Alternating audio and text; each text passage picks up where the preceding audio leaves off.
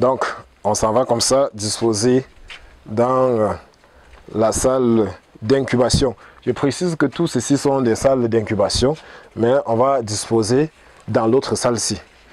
Lorsque on a ensemencé et on a attaché la ballotte comme ceci, en laissant quelques trous d'aération là, c'est vrai que ce n'est pas aussi prudent que ça, mais on est obligé de laisser les trous pour que les cellules puissent respirer normalement. Sinon, la chaleur et les gaz carboniques vont s'accumuler dans la ballotte et le mycélium va mourir. Donc, on arrive là, on dispose tout simplement la ballotte dans la salle d'incubation ainsi, où ça va passer 3 semaines. Voilà, donc votre ballotte va passer 3 semaines dans la salle d'incubation ainsi. Et au cours de ces 3 semaines, vous n'allez pas laisser votre ballotte, ou du moins c'est votre champignon abandonné à elle-même. Au cours de ces 3 semaines, vous allez passer tous les 3 jours ou bien tous les 2 jours, vérifier que la colonisation a bien démarré et que tout se porte très bien. Vous allez vérifier que votre salle, ou du moins vos ballottes, ne sont pas attaquées par les prédateurs tels que les souris et les cafards, parce qu'il faut préciser que ces prédateurs adorent cette affaire, surtout le mycélium. Le mycélium sent tellement bon pour la souris que ça peut l'attirer à plus de 300 mètres. Donc, lorsque vous avez disposé vos paquets dans la salle d'incubation, n'attendez même pas que les ballottes soient attaquées pour que vous puissiez mettre les appâts des souris. Mettez même avant de mettre votre ballotte dans la salle afin de pouvoir avoir une bonne production. Voilà, donc vous allez donc laisser ça 3 semaines et vérifier tous les 2 ou 3 jours. Et après cela, vous allez tout simplement venir retirer.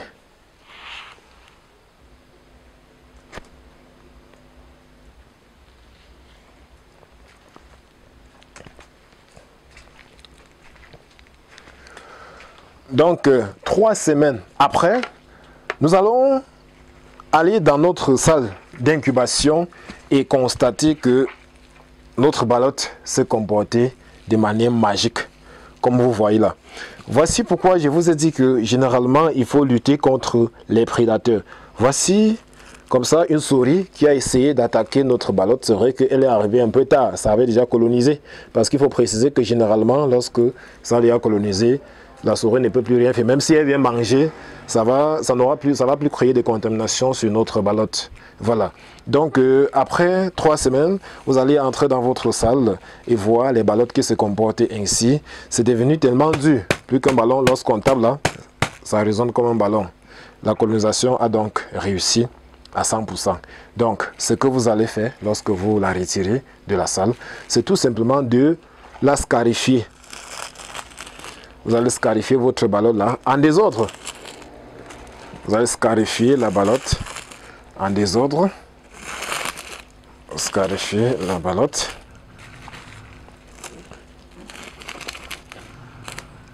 Scarifier. Je précise que si vous voyez quelque chose noir en bas, c'est pas parce que la ballotte a été contaminée, mais c'est juste parce qu'il y avait légèrement un excès d'eau. Donc c'est cette humidité là qui s'est accumulée. Vous voyez donc comment l'excès d'humidité peut vous détruire un paquet. Mais ceci n'a connu aucun problème. Mais si c'était légèrement plus grand que ça allait envahir tous ces bas là. Donc ce qu'on va faire, on va aussi scarifier cette partie là avant de disposer sur l'étagère. Donc une fois qu'on a scarifié, donc on dispose tout simplement, on va donc aller dans la salle de fructification. Nous sommes déjà ainsi dans la salle de fructification. Je rappelle que j'ai porté la ballotte dans la salle d'incubation. On va la disposer sur les étagères de la salle de fructification où on va maintenant doser l'eau.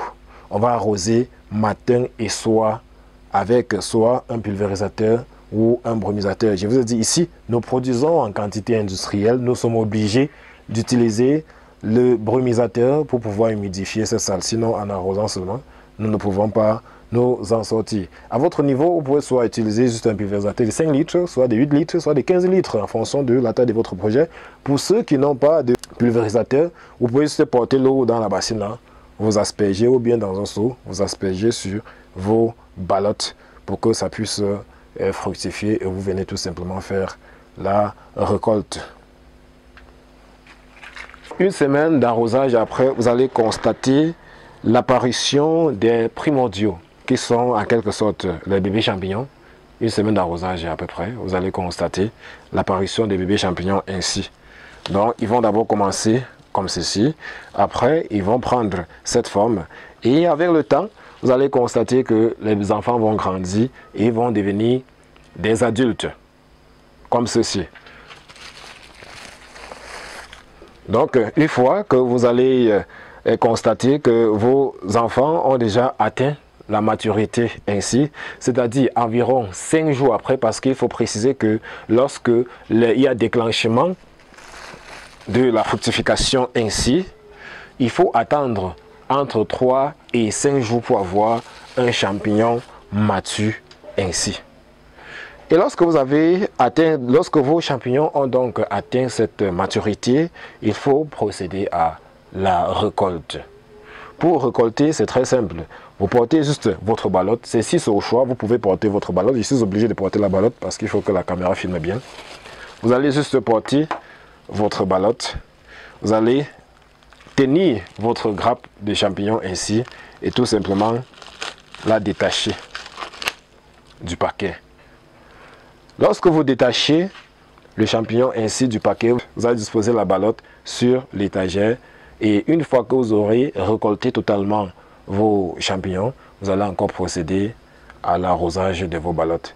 Et le champignon, une fois qu'il a été récolté, vous pouvez soit transformer cela pour obtenir des produits dérivés tels que le vin, tels que le lait de toilette, tels que le savon ou encore la crème pour faire pousser les cheveux, ou bien vous pouvez le commercialiser ou encore vous pouvez tout simplement le consommer ou le sécher pour les personnes qui n'ont pas directement les clients. Pour les personnes qui n'ont pas directement des clients et qui veulent vendre les champignons, vous pouvez tout simplement sécher vos champignons, soit au soleil, soit avec un séchoir électrique pour pouvoir conserver vos champignons même pendant 1 an et plus et trouver le client au moment venu.